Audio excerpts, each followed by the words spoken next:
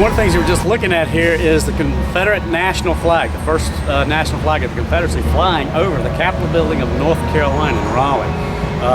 That only happens once a year that I know of, which is May 10th. But this is May 20th, the date of secession. Or today's May 21st, the day they're celebrating secession because it's Saturday. And so they actually have the Confederate national flag flying over the original North Carolina Capitol building. What are some of the differences between what we're celebrating, or what people are celebrating here today, and what we believe to be true? Well, people are celebrating today. There's a misconception that the entire Confederacy, everyone seceded to preserve slavery, and the North was fighting against slavery. But you got to remember, North Carolina, they mentioned it here, decided to stay in the Union. We had held a vote in February just to see what Lincoln would do regarding South Carolina secession.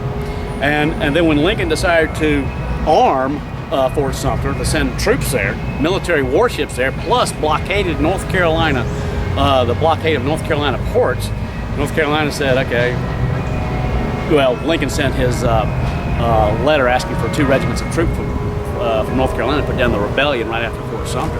And Governor Ellis said, I'll be no party to such wicked violation of the laws of this country. You'll get no troops from North Carolina.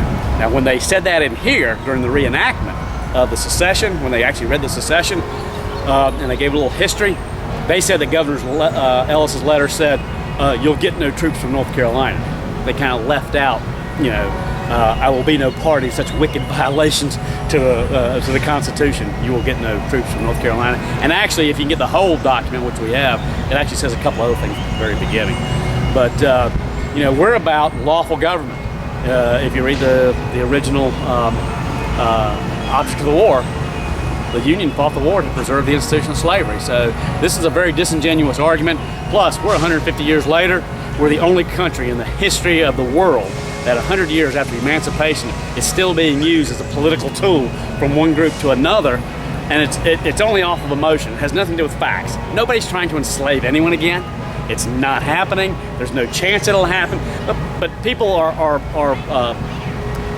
manipulated by their emotions. And that's what propaganda does. Propaganda manipulates your emotions. And they have found that if they throw this slavery out, you want to bring slaves back, you know, it works very well here in the United States of America. And it gets people's emotions to where they will lock out logic and reason, and they'll go by their emotion, and they can be manipulated like, you know, puppets on a string. The institution of slavery is just used as a tool nowadays. And for some reason, it works so well. They've kept it for 150 years. Let's just throw this thing out so that we can get our agenda and we can stifle people. If we can get their emotions going, we get people to look away from the actual facts. We're trying to get actual true history here in North Carolina again. We're actually trying to stop the slavery. We're trying to stop the enslavement of all Americans. Because you got to remember, the state that Reconstruction put into place, which we say is unconstitutional, is based upon the nationalization of citizenship. That the federal government has supreme sovereignty over all people. But we say they don't. We say the people should have sovereignty over themselves on a local, state level. Let's get states' rights back again. Let's get states back again with state citizens, what this nation was founded on, not this Reconstruction. You're trying to bring back slavery. The South was this evil, vile people. Wait a second.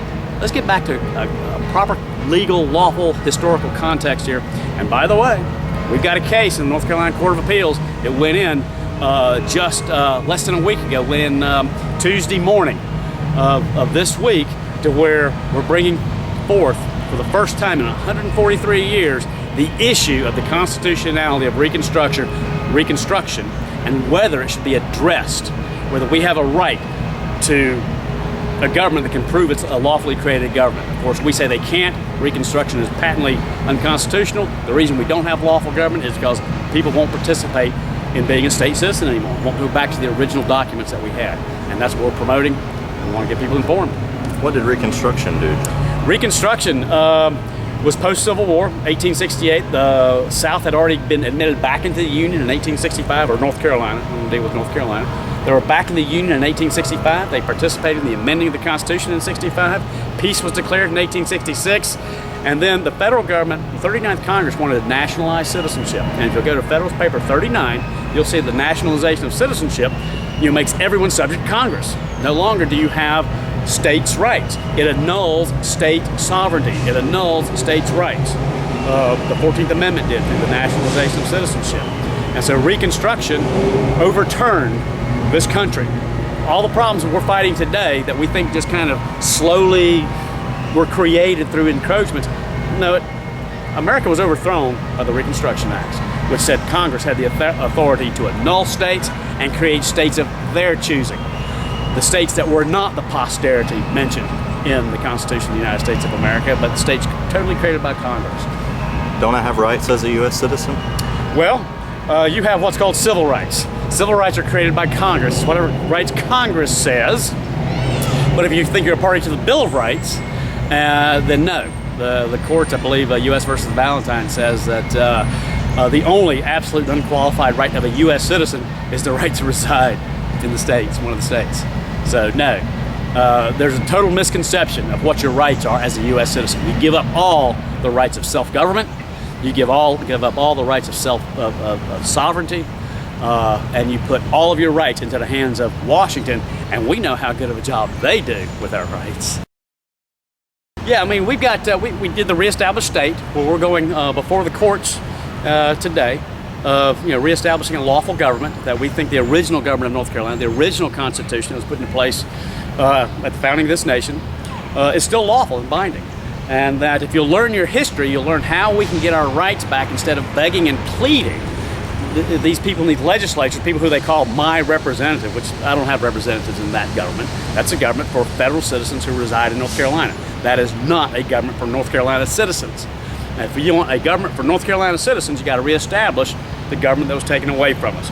And again, you go to our website, ncrepublic.org, and I do talks on this. I have a website. I'm John Ainsworth, and this is a website of America's Remedy, to where I do talks on this. I try to educate people on this, and so that we can get our country back. I think we can have our country back by the end of the year if we can get people motivated, rather than begging, 4 more years and then 4 more years and then 4 more. We can get it back now if the people understand their history and the law.